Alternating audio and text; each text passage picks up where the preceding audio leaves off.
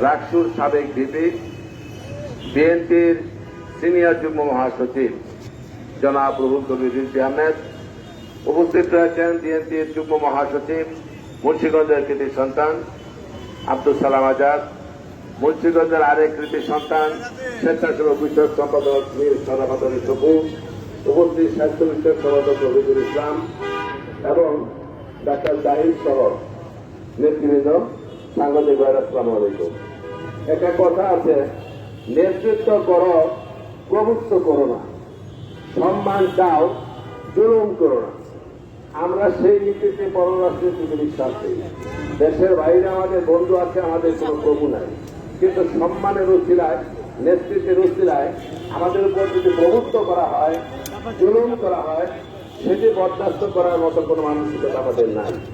আমরা চাই পারস্পরিক সম্প্রীতির মাধ্যমে যার যার ইজ্জত সম্মান দিয়ে গোটা বিশ্বের সকল দেশ বসবাস করবে।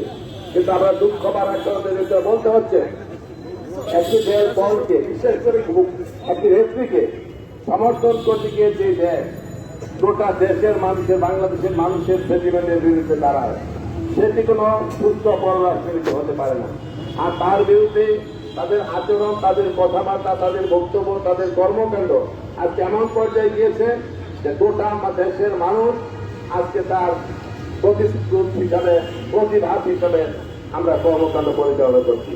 এই যে দ্রৌপদীর এখানে রিজভী আহমেদের নেতৃত্বে এখানে আমাদের ভাই উপস্থিত করেছেন, এটা আমাদের দেশীয় পণ্য, এটা অত্যন্ত গুণগত মান ভালো, কিন্তু কিছু ব্যবসায়িক, কিছু কৌশল, কিছু ষড়যন্ত্র, কিছু কূটনৈতিক কৌশলের মাধ্যমে বিনিয়োগ জিনিস আমাদের সম্মুখে জাদু খেলার মতো, লোলো বৃষ্টির মতো ঝুলিয়ে রাখে, আর এই দেশের অর্থনীতিকে ধ্বংস করার জন্য তারা এর মধ্যে লিপ্ত হয়েছে। আমরা বলতে চাই, আমরা দেশি জিনিস ব্যবহার করব, দেশকে ভালোবাসবো, দেশ পত্রিকার স্বাধীনতা রক্ষা করবো, ইজ্জত এবং সম্মান নিয়ে আমরা মাথা উঁচু করে দাঁড়াতে চাই।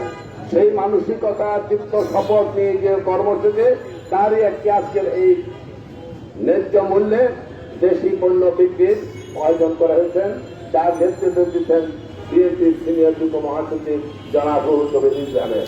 আমি আপনাদের কাছে অনুরোধ করব, সচেতন থাকবেন, সজাগ থাকবেন, দায়িত্ব থাকবেন।